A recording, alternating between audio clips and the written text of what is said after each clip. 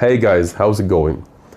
Today I came to you to talk to you about the videos that I'm going to make in the near future. They're not only videos but maybe live streams to let you interact with me, to be face to face. I will invite some people to talk to me. Of course, I need people who learned conversation with me to practice English, and maybe other people who studied with anybody else, but they speak English fluently, so I need them to talk to me. Of course, I will open discussion, and I will tell you what to say, of course, with some questions. For example, you can prepare things for this live stream to this meeting. So, for example, I will post about the next live stream, what I'm going to discuss with you. So you have to get ready for that with the vocabulary and the grammar that you're going to use. How? Let me tell you something. If you want to talk about your childhood memories, for example, you need to know the best simple and the best habit rule. The best habit rule is, use the to plus verb in the infinitive. For example, you can say, I used to play in the street with some friends, or I used to ride bicycles, I used to skip schools, whatever. Some people used to skip schools, by the way, but it's a shame, of course, to speak in public and say that I used to skip schools. I think it's not a good thing to say, of course.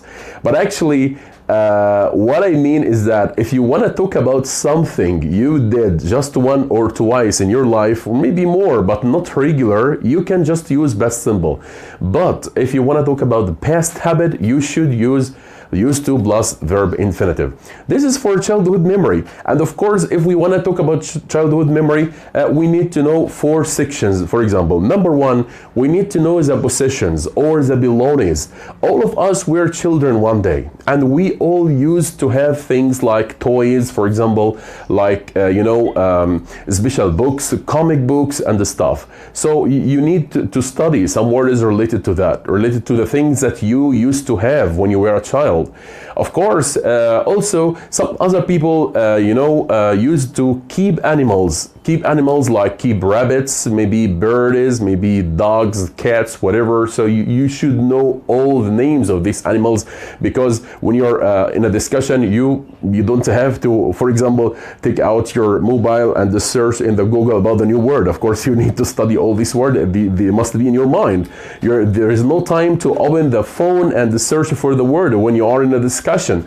So it's a good idea, of course, to study the words or the meaning of animals that you can keep at home.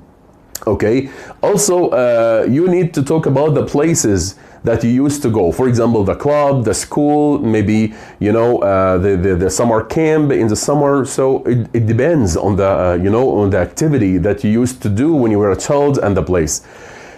These things, and of course, these activities, as you know, if you want to talk about activities, they are verbs, like, for example, swim, maybe paint pictures, maybe draw pictures, maybe, build up, a castle on the sand, on the beach, for example, stuff like that. So you should know, some activities that you used to do when you were a child.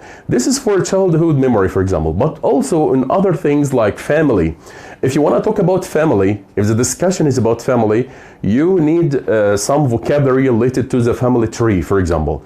The grandparents, the grandfather, the grandmother, the cousin, the uncle, and maybe nephew, niece, all these words related to the family tree, you should know them carefully.